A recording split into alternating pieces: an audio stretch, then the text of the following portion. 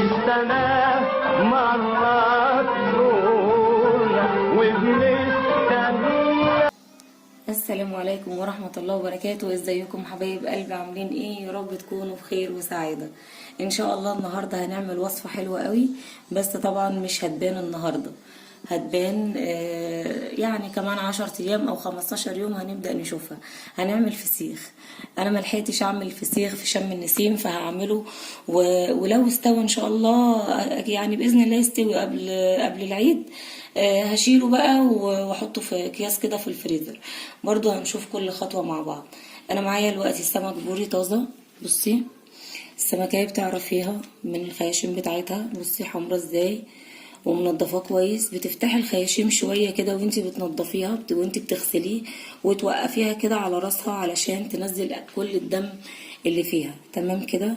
بصي كل السمك انا عاملة فيه كده، غسلاه كويس جدا. بيبقى فيه زي طينة كده وفيه زي حاجات كده من البحر، فبتغسليها كويس وبتنضفيها كويس عشان الحاجات دي ممكن يعني تعفن السمك وكده. بصي لازم يتغسل كويس وتفتحي الخياشيم، يعني الخياشيم ما كانتش مفتوحة كده، كانت ملمومة، فبتفتحيها كده بايدك كده، سامعة؟ بتكسري كده العظمة اللي هنا دي يعني كده بايدك خفيف، بحيث ان اي دم لما بتوقفيها كده بينزل. تمام كده. طبعا كل السمك انا عاملة فيه كده، وكل السمك اهو انا موقفاه على راسه كده، وهسيبه بقى لما يصفى خالص 3 ساعات 4 ساعات، وقت ما يصفى يعني يصفي دمه خالص ويصفي ميته خالص، نبدأ نشوفه مع بعض. بصي سمك زي الفل مغسول كويس جدا. تمام. بتوقفيه كده بصي اهو. ويستحسن لو هتجيبي سمك بوري بتجيبيه حجمه حلو، ما تجيبيش الصغير، علشان الصغير هو مش بوري، هو طبار بس بينشف في التمليح. الكبير بيبقى مزبت كده وبيبقى فيه سمين، فبيبقى حلو قوي في التمليح ان شاء الله. ربنا يجعل قرفتهم حلوه. فهسيبهم خالص لما يصفوا خالص وينزلوا دمهم وميتهم خالص، وبعد كده نشوف هنملحهم من بايه الخلطه، وهنلفهم ازاي وهنعينهم ازاي. تمام كده. وهنحسب مع بعض كام يوم بالظبط. تمام. هرجع لكم تاني بقى لما يخلصوا. بصي حبيبتي سيبنا كده الفسيخ السمك. بصي بقى عامل ازاي. انا بعدلكوا بس ده كده شويه الاول. بصي شدد ازاي. بصي يعني هي خدت وضع الميل بتاعه. بصي جلدها نشف ازاي وشدد. بصي هو ده اللي انا عايزاها تبقى نشفت خالص كده من ميتها. بصي كده لسه فيها دم اهي، ولسه بتصفي دمها اهي. تمام. بس هو كده ايه كده خلاص، هي بقالها كده كتير، بس لسه فيها دم كده. فاحنا حاجة من الاتنين، يا اما ننشف الدم ده ونسيبها براحتها تنشف خالص، يا اما ننشفه بمنديل. بصي لسه فيها دم اهوت. بصي كده لسه هي نشفت اهي السمكة من فوق، بس لسه الراس فيها دم. بصي بسم الله اهي. فلازم كل ده ينشف كويس جدا. لازم كل ده ينشف كويس قوي علشان السمك ما يعفنش معانا ويطلع حلو باذن الله كده. وهنخليه واقف كده تاني. ماشي. خلي بالكم من الشوكه يا جماعه، الشوك بتاعه وحش قوي بيعور.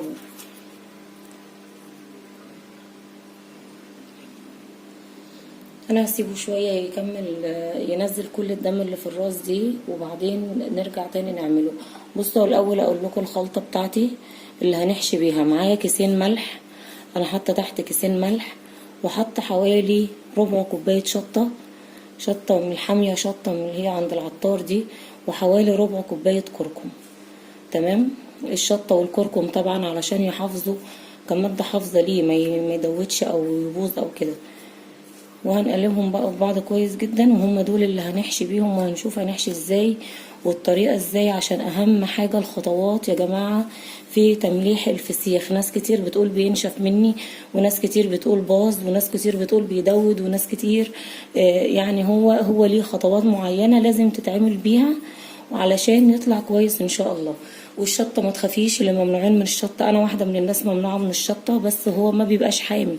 الشطه بتبقى بتتحط كده بطريقه معينه، ما بتبقاش حاميه خالص، اللحم ما بيشربهاش.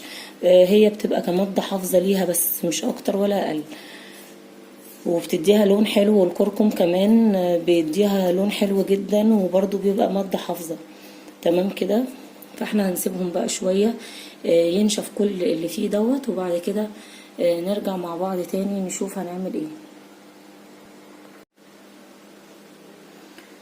بصي حبيبتي كده قعد شوية كتير، بصي كده نشف، كده يعتبر نشف اهوت، مفيهوش اي حاجة. بصي نشف كده، بصي اهو كده كويس. تمام. هنبدأ نشوف بقى. بسم الله الرحمن الرحيم. ادي الخلطة بتاعتنا كده، بنقلب كل ده. ملح يا جماعة وشطة وكركم، ملح وشطة وكركم فقط لا غير. تمام كده. الكركم بيديله لون حلو قوي، وبيديله طعم كمان حلو، وكمان بيبقى مادة حافظة كويسة جدا جدا. تمام. معانا كيس اللي هنحط فيه. تمام. خليكم معايا خطوة خطوة. اهو ادي الكيس اهو شايفينه، وادي الخلطة بتاعتي. تمام. هاخد من الخلطة كده كبشة وارش في الكيس. ماشي. شايفة كده اهو، بترش حبة حلوين، بتغرقي الكيس لان هتحطي كذا سمكة فعايزين يشرب. الخلطة دي ممكن ما تكفيش، نعمل خلطة تانية على قد الكمية اللي انت عايزاها، على قد السمك اللي انت عاملاه. فاهمة ازاي؟ بصي بتمسكي السمكة كده. اول حاجة بتمسكي السمكة كده، بتيجي من ظهرها بتروحي ضغطة على السلسلة، بتفتحي العظم. بصي بتضغطي كده من هنا لحد الديل من تحت على العظمتين، بتفتحي العظم من اللحم. تمام كده اهو. كل ده طري، كل اللي فوق ده طري هتلاقيه طري، اللي تحت هو اللي هيبقى ناشف. فبتضغطي عليه بالراحة كده، بيضغط معاكي. ليه بقى الحكاية دي؟ علشان تدي فرصة اللحم نفسه بين العظم يستوي، ما يبقاش فيه حاجة يعني لونها مش حلو او مش عاجبك. بتيجي بقى بتفتحي ده كده، بتفتحيها قوي بصي، وبتحشي كده. شايفة ازاي؟ وبتضغطي جامد، بتحشي جامد وبتضغطي جامد. بصي كده ازاي. انا مش عايزة، هيطلع طبعا في ايدك اهو مية تاني. تمام. هيطلع في ايدك مية تاني، مش عايزة اي حاجة من المية دي. والناحية التانية نفس الحكاية، بتحطي وتضغطي. بصي شايفة ازاي؟ بتحطي وتضغطي، وكبسي قوي كده علشان يشرب كل المية وكل الدم اللي في الراس، لان الملح ده هو اللي هيبقى مادة حافظة ليا في الراس. انا طبعا مش هحط جواه ملح، ما بيتحطش جواه ملح وما بيتفتحش، هو الراس بس اللي بتتحشي وبالطريقة دي. تمام كده. ما تقوليش الملح ده كتير، لا ده هتشربه مش هتبقى حادقة خالص على فكرة، مش هتبقى حادقة خالص. بصي بقى بتحطي ازاي. بتنيميها كده على جنبها في الكيس كده. ماشي. لو عندك كيس اكبر شوية، انا ما عنديش كيس كبيرة فهحط في ده. ماشي. بتعملي واحدة تانية اهي، نفس الحكاية اهي. بصي مكان التقويصة بتاعتها هتضغطي من هنا من السلسلة، تفتحيها هتلاقيها طريت معاكي طرية خالص اهيت ما شاء الله. هتبدأي تحشي كده واضغطي، والناحية التانية واضغطي. شايفة ازاي كده؟ واضغطي جامد، واضغطي هنا جامد كده وكده. شايفة ازاي؟ واضغطي جامد. كل ما تلاقيها تحت ايدك مبلولة روحي حاطة ملح تاني ومن الخلطة واضغطي جامد. تمام. البق لو عايزة تحشي جوه البق احشي، براحتك، بس انا يعني انا ما بحشيش البق اساسا، في ناس بتحشيه، هو كده كده وانت بتضغطي هنا بيدخل من البق، فاهمه كده. كل ما تضغطي وتلاقي الميه تحت ايدك احشي. تمام كده اهي. احنا حطينا الاولانيه راسها الناحيه دي، هنحط دي راسها الناحيه دي، شايفه ازاي؟ واحده عكس واحده اهي. دي راسها الناحيه دي ودي راسها الناحيه دي عكس بعض، هتبقى راس جنب ديل. التالتة هتبقى راسها الناحيه دي، يبقى راس جنب ديل جنب راس. فاهمه ازاي؟ اهو كده كده، عشان بس مش عايزه اطول عليكي، عشان اوريكي بس برضو الطبقه التانية هتبقى ازاي. اهي كده، واحشي كده واحشي اهي كده اهو اهو كده، وحشي جامد. تمام كده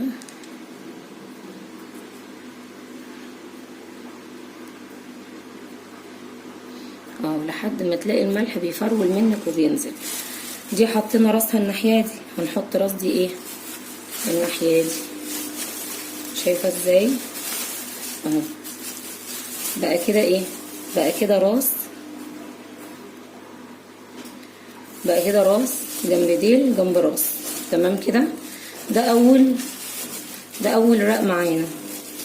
انا بس كنت حابه احط كمان واحده عشان الكميه اللي عندي، بس هو الكيس مش عارفه هيكفي ولا لا. احنا ممكن نخليهم كده ونشوف الكيس هياخد معانا قد ايه. ماشي. ده كده اول رق. تجيبي بقى من الخلطه كده كبشه وترش عليهم كده، شايفه ازاي؟ كده من الراس والديل وكل الحته. تمام كده. بترش حبه حلوين كده عليهم كده. بقى كده في من الخلطه بتاعتنا فوق ومن جوه الراس ومن تحت. تمام كده. الطبقه التانية بقى اللي هنعملها نفس الطريقه. هتجيبي السمكه كده وتفتحيها اهي اهي كده، بتفصلي السلسله عن اللحمه اهو، وبتعملي كده وتضغطي وتحشي وتضغطي. تمام كده. وتحشي وتضغطي. ماشي كده، شايفه ازاي؟ لحد ما الملح تلاقيه فرط كده منك، خلاص هو كده مش محتاجه. تمام كده. تعالي بقى للرصه. اهم حاجه يا جماعه الرصه ركزوا فيها. اول واحده هناك كانت ايه؟ كانت الراس. هنحط جنب عليها الديل، فوقها على طول الديل، يبقى ايه؟ بقت راس الناحيه دي اول واحده، وفوقها الديل، وايه؟ والراس التانية الناحيه دي. تمام كده. فاهمين ازاي هي الفكره؟ ان تبقى راس جنب ديل وراس فوقها ديل، علشان الملح اللي هنا يدي الديل، علشان الديل اكتر حاجه بتنشف، والراس اللي هنا برضو الملح اللي هنا يدي الديل اللي هنا. فاهمه ازاي؟ فاهمه الرصه بتبقى ازاي كده. وادي التانية فوقها برضو نفس الموضوع. هنفتح كده اهو كده. بسم الله الرحمن الرحيم اهو كده. سهله يا جماعه مش صعبه. ركزي بس انت بتحطي ازاي وهتلاقيها حلوه جدا وسهله جدا جدا معاكي. هي مش صعبه خالص.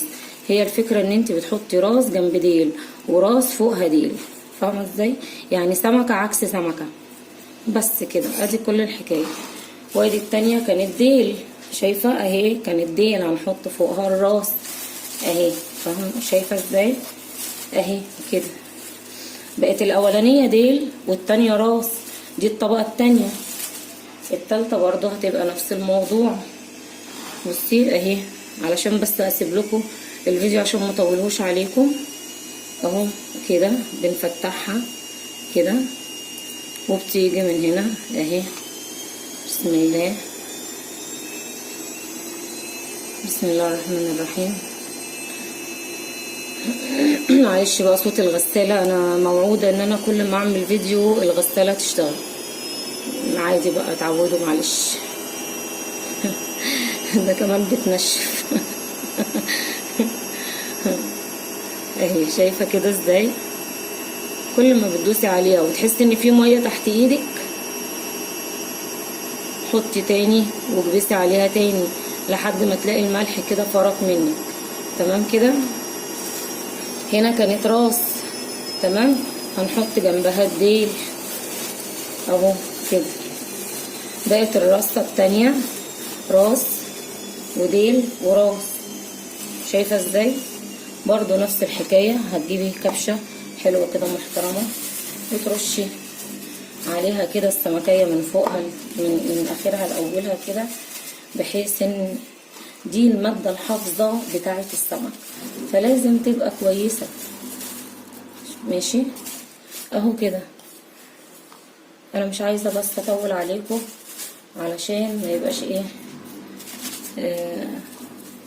ما يبقاش كتير عليكم. هخلص انا بقى الرصة، هشوف الكيس عندي دوت هياخد كام واحدة، يعني هو ممكن ياخد 3 كمان، 3 كمان وهيتبقى 3. طب ممكن اعمل ال6 التانيين في كيس تاني.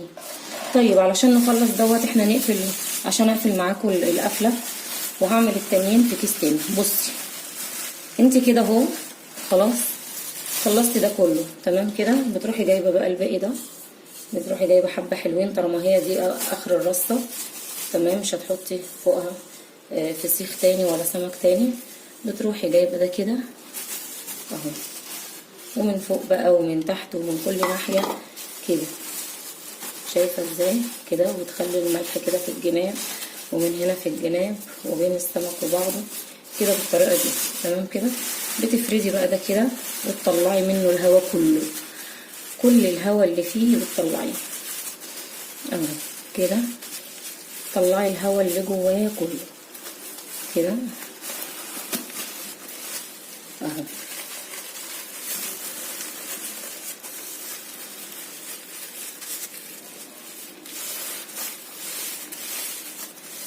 كده وتلفي. شايفه بتلف ازاي؟ انا كنت عايزه اعملهم كلهم في كيس واحد عشان ما يبقاش 100 كيس معايا، بس عادي بقى مش مشكله، عشان بس ما اطولش عليكم من الفيديو اهو كده تمام. اتربط. بتجيبي كيس كمان وتروحي حطاه فيه، بس حطاه ازاي بقى؟ دي بتبقى تحت، ادي الكيس اهو، الربطه دي بتبقى تحت في قعر الكيس كده، اللي هو يعني في اخر الكيس كده، فاهمه ازاي؟ كده اهو كده اهو كده. وبرده خرجي منه الهواء كله. الكيس ده عندي مقطوع مش مشكله، وتحته كيس كمان اهو اهو اهو. شايفه اللفه ازاي؟ بتمسكي كده من فوق وبتلفي اهو، تلف معاكي زي الفل، مفيش اي مشكله خالص. بتيجي بقى التالتة مش كيس، التالتة مش كيس، التالتة بتجيبي ايه بقى؟ ستريتش فيلم، ورق ستريتش. بتروحي اقفل يا محمد الغسالة. بتروحي جايبه كده ادي الستريتش. انا ما بتنصفش في الاسترتش ده، عمري ما جبته وطلع نوعه حلو.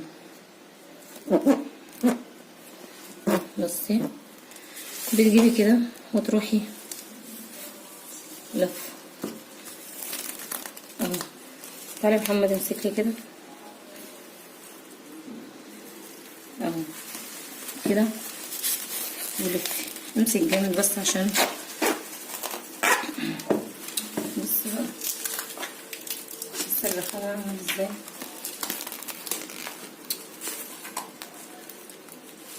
الاسترتش ده رخم اوي.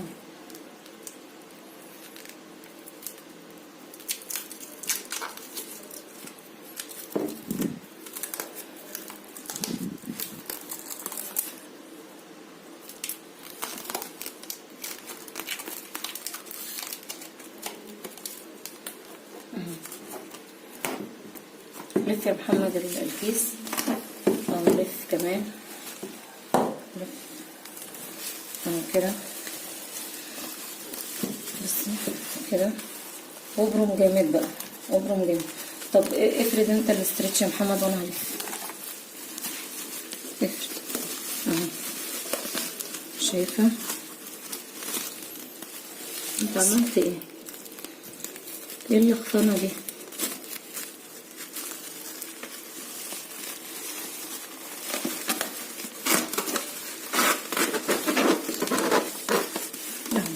شايفه كده بتلفي كده كده، لف على قد ما تقدري. اصبري بقى كده،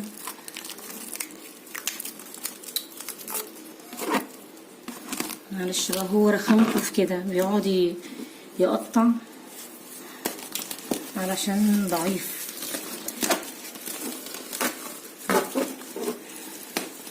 لف جامد، لف. بصي يا جماعه، بصي وانا بلفه انا بدوس عليه جامد، مخرجه منه كل الهواء. تمام كده. بصي بقى هنعمل ايه، احنا كده لفينا بالعرض. بصي احنا كده لفينا اهو بالعرض، هنعمل ايه تاني؟ نروح جايين بقى ايه بالطول، شايفاه ازاي كده اهو كده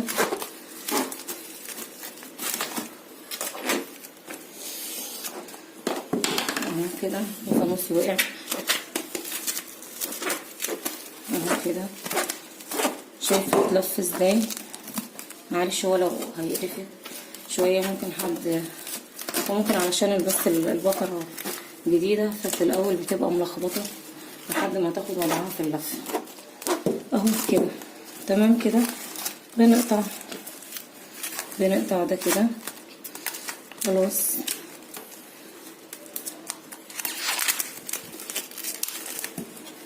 اهو كده كده كده. وانا بلف انا خرجت منه كل الهواء. بصي عامله ازاي، ما فيهاش ولا نقطه هواء. هتسيبيها كده في علبه، بغطا، وغطا محكم كمان. هات كده يا محمد علبه، بسم الله. اهي كده علبه زي دي،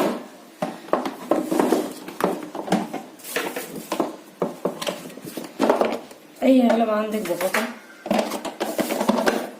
بصي ازاي كده كده. تمام. وتروحي جايبه كيس، هات كده الكيس ده وتحطيه كده فيها كده كده، علشان تضمني ان برضو مش هيجيلها اي هوا، وفي نفس الوقت لو نزل منها ميه او اي سوائل تقدري يعني تبقى تنزل في الكيس، ما تبهدلكيش الدنيا. بصي اهي هتسيبيها كده، تقفلي عليها بقى الغطا ده اهو كده، او ممكن كده كمان نقفل الكيس عليها كده افضل، يعني هو كده كده الغطا محكم. فانا عايزه اقفل عليها الهواء من كل ناحيه، ما يدخلهاش اي هواء اهو كده. وتروحي قافله عليها الغطا كده تمام كده، وتحطيها في مكان، حاولي تطلعي الهواء من الغطا، وبتحطيها في اي مكان شمس، اي مكان فيه شمس تحطيها فيه. باب، بلكونه، بس يبقى من جوه مش من بره، علشان لو في يعني دبان او حاجه ما تجيش ناحيه الحاجه دي. هو متغلف ومتكيس ومتغطي وكل حاجه، بس برضو للامان يعني خليه جوه شقتك ورا باب بلكونه. اهم حاجه يكون طايلها شمس او حراره الشمس هتوصل لها. تمام. فهي حرارة الشمس دي اللي هتسويه.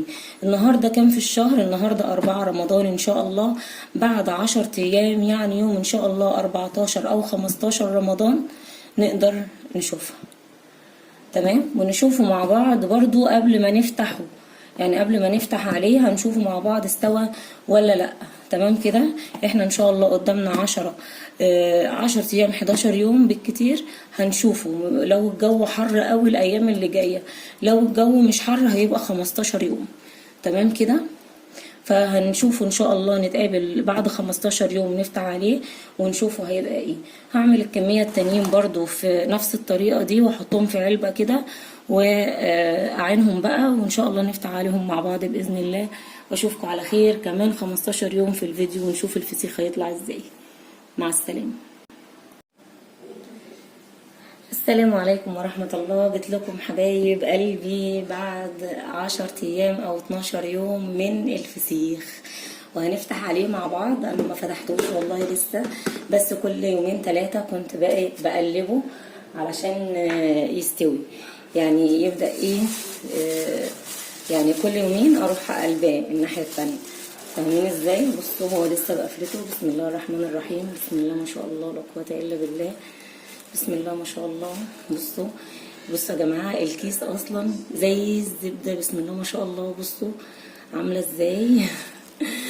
انا عايزه اقول لكم انا كنت خايفه، يعني هو سبحان الله هو الفسيخ ده بيبقى تنبيح وقرف. هو انت بتعملي كل حاجه وبتعملي اللي عليكي، بس اهم حاجه ما يدخلوش هوا. فاحنا هنفتح كده على بركه الله ونقول بسم الله الرحمن الرحيم ونشوف النتيجة بتاعتنا ايه. بسم الله الرحمن الرحيم. بسم الله ما شاء الله. بسم الله. فاكرين اللفة دي اللي لفناها مع بعض؟ طيب انا علشان اسهل الموضوع انا هقطع كده من هنا كده عشان الاسترتش كان كتير، احنا عاملينه كتير ورا بعض لو تفتكروا. بسم الله الرحمن الرحيم. بسم الله ما شاء الله لا قوة الا بالله. اللهم صل على النبي. بسم الله ما شاء الله. عايزه اقول لكم ريحته فظيعه والولاد عندي هيتجننوا، واحنا طبعا في رمضان استحاله اكلهم فسيخ في رمضان، بس مش هيسيبوه. انا والله عايزه افتح عليه من كام يوم، يعني هو من كام يوم كان استوى وريحته باينه ان هو استوى، بس مش عايزه افتح لان هم مش هيسيبوه. بصوا يا جماعه ده الشطه والخل والملح ولا ايه والكركم اللي احنا حاطيناهم. بصوا خلوا الفسيخ عامله ازاي. بسم الله الرحمن الرحيم. انا عايزه اقول لكم ان البيت عندي هنا مقلوب بسبب الفسيخ ده. كل عايز يفتح عشان ياكل منه. فانا والله خايفه عليهم لان في الصيام هيشربوا ميه لما يقولوا يا بس.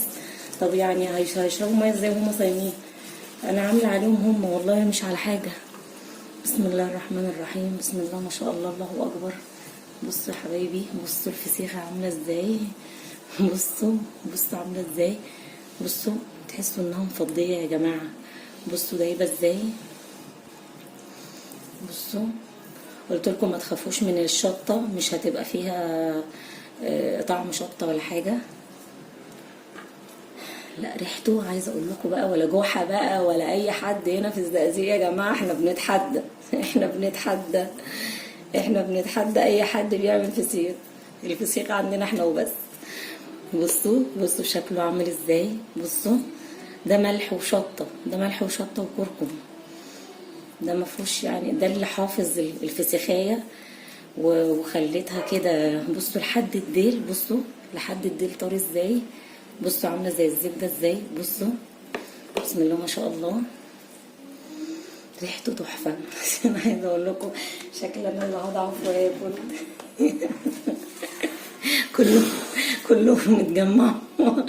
كلهم متجمعوا على الريحه.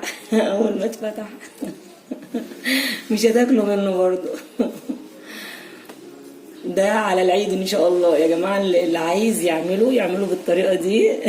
بصوا 10 ايام بالظبط وتاكلي منه بألف هنا وشفا يعني ان شاء الله. بس انا مش عارفه الفيديو هينزل لكم امتى يعني. والله ريحته وحياة ربنا بسم الله ما شاء الله. اللهم صل على النبي.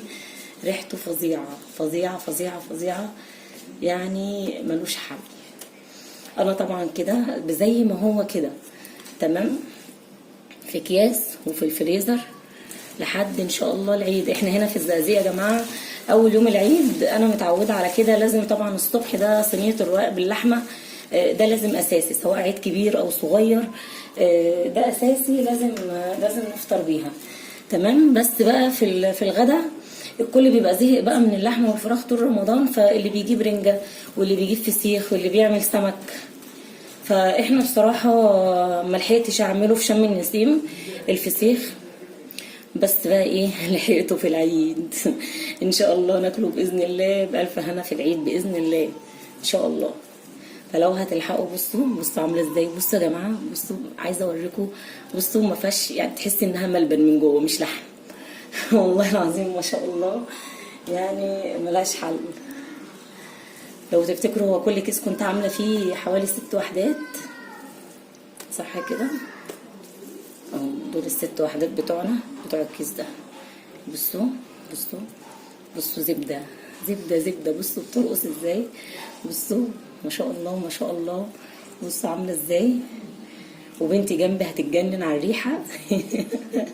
وابني طلع يجهز العيش والبصل والليمون، وربنا يستر بقى في الصيام. ده كده اول كيس اهو. السكينه فين؟ نفتح بقى كده تاني كيس. بسم الله الرحمن الرحيم عشان يشوفوا برضه عامل ازاي. والله انا مشكله يا جماعه، انا بقالي كام يوم ما نزلتش فيديوهات لان انا عندي النت وحش جدا جدا. شركه فودافون الله يسامحهم، النت وحش جدا جدا جدا فوق ما تتخيلوا عندي. فانا بغير الراوتر بصراحه لشركه تانية، فهو ده اللي عامل عندي المشكله ان انا ما بنزلش بقالي كام يوم. لان ناس كتير حبايبي سالوني ليه بقالك فتره ما بتنزليش فيديوهات، كانوا متعودين ان انا كل يوم بنزل فيديو. فهي دي المشكله اللي عندي بتاعه النت بس. لكن انا الحمد لله يعني، الحمد لله احنا زي الفل ومفيش اي حاجه الحمد لله. وربنا يخليكم حبايب قلبي اللي بيسال، كتر خير اللي بيسال، وربنا ما يوريني فيكم اي حاجه وحشه ابدا يا رب. بصوا الكيس التاني اهو. نفس الاولاني اخوه. بصوا الفسيخه. بصوا يا حبايبي. بصوا عامله ازاي. بصوا طريه ازاي. اللي خلاها طريت قوي كده ان احنا فتحنا العظم عن اللحم اول ما لما جينا نخلله. لو تفتكروا في اول الفيديو احنا فصلنا العظم عن اللحم.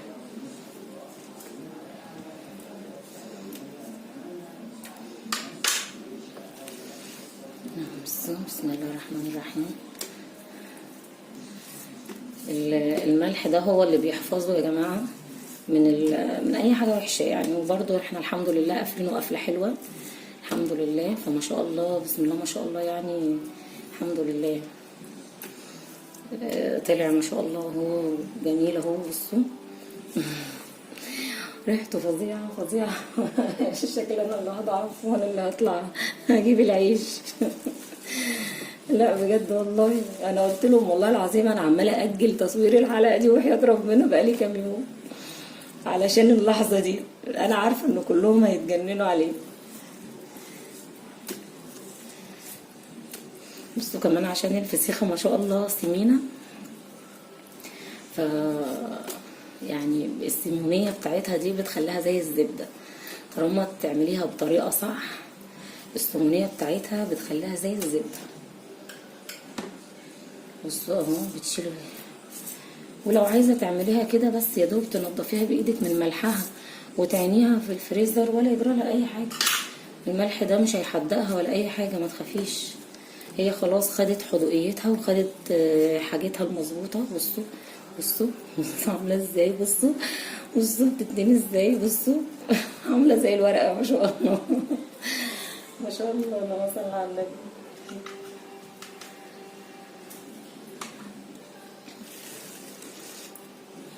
هو انا بحب اجيبه كميه كده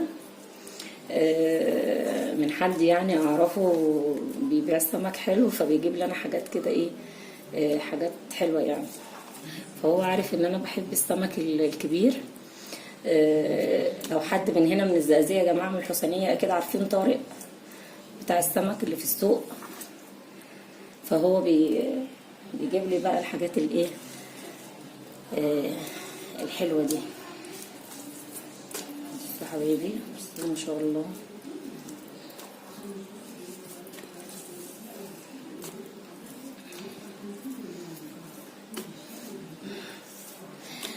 حاسه ان الفيديو طول عليكم، بس عايزه اقول لكم يعني والله يعني مش عارفه اقول لكم ايه. بجد الطريقه تحفه، لازم تجربوها. بجد اللي ما لحقش لسه، اللي ما لحقش يعمل قدامه فرصه. 10 ايام بالظبط تكليب، الف هنا وشفا باذن الله. يعني تنزلي بكره كده على السوق، بس ده لو انا نزلت الفيديو النهارده يعني. بس ربنا يسهل بس، والنت يجيلي والله وانزل الفيديو، وربنا يسهل تلحقوا تعملوه. وما لحقتوش بقى على العيد تلحقوا بقى ايه بعد العيد وخلاص. هتعملوا ايه طيب؟ ده كده خلاص اهو، خلصنا الكيسين. طبعا ده كله كده زي ما هو يتصفى الميه بتاعته. بصوا يا جماعه نزل ميه قد ايه. دي الميه بتاعته، مع ان احنا قافلينه ازاي، قافلينه بكذا حاجه والاسترتش ومش عارف ايه، وبرده لازم ينزل ميته، امال هيوديها فين طيب؟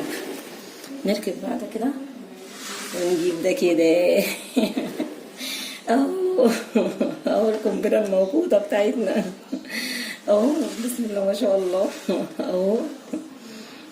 بصوا احلى فسيخ ممكن تاكليه في حياتك بجد. اعمليه كده والله هتدعي لي، والله والله والله هتدعي لي.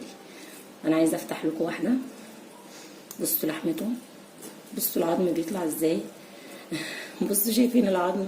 بصي لونها، بصي لونها عامل ازاي. واول ما اتفتحت دي بقى مش عايزه اقول لك على الريحه. بصي بصي من كتر ما هي مستويه العظم بيطلع ازاي. بصي بسم الله ما شاء الله. بصي هي دي طريقتي في فتح الفسيخ على فكره، ولا بتاع ولا كده ولا كده اهي. سهله خالص. بتقطعي ده كده بالسكينه الحلوه بتاعتنا الجميله، بتروحي فاتحه كده اهي كده. بتشيلي بقى بصوا البطن بتاعتها اصلا كلها سمينه اهي. بصي مفيهاش اي حاجه، ما شاء الله ما شاء الله، اللهم صل على النبي، الله اكبر. بصي بصي يا جماعه بصي بطنها عامله ازاي. والله ريحتها قلبت الدنيا اكتر مش ممكن. احنا بنعشق الفسيخ يا جماعه، احنا بنحب الفسيخ بطريقه فظيعه. احنا ممكن لو كنا كل يوم فسيخ في الايام العاديه عادي جدا، بس اكون انا اللي عاملاه. يعني انا ما بشتريش فسيخ خالص من بره. بصي السمنه بتاعتها، بصي قلبها عامل ازاي ومستويه ازاي. بصي بسم الله ما شاء الله، والله العظيم بجد عايز بقكم، عايز كده تدوقوه. بصي اللحمه بتاعتها، بصي بتطلع ازاي. دوقي يا بسمله دوقي وقولي لي. بس هو من غير ما تقولي هو قايل عن نفسه كل حاجه، يعني هو قايل على نفسه كل الحاجات. بصوا ما شاء الله. الله على الجمال، تحفه تحفه تحفه والله العظيم تحفه. لازم تجربوا الطريقه دي بجد، ما تفوتوهاش. بصوا لقيني عملت ازاي، بس في حب الفسيخ عادي جدا اعمل اكتر من كده مفيش اي مشكله. هو كده وعليه ليمونه وحته بصلايه حلوه، وربنا يستر بكره في الصيام. اشوفكم على خير وكل سنه وانتم طيبين. استنوني في فيديوهات كحك العيد والبيتيفور والبسكوت، هنعمل مع بعض كل حاجه ان شاء الله باذن الله. بس النت يجي، ادعوا لي كده ربنا يسهل الحال والنت يجي، واعمل كل حاجه باذن الله وانزلها لكم ان شاء الله عشان تلحقوا تعملوها. اشوفكم على خير وكل سنه وانتم طيبين. ما تنسونيش في لايك واشتراك وفعلوا الجرس علشان يوصل لكم كل جديد. ولو الفيديو عجبكم شيروه بين اصحابكم علشان لو حد حابب يستفاد منه. اشوفكم على خير وكل سنه وانتم بالف خير وسعاده يا رب، وعيد سعيد علينا وعليكم وعلى كل الناس يا رب. مع الف سلامه، باي باي. اقفلي يا بسمله.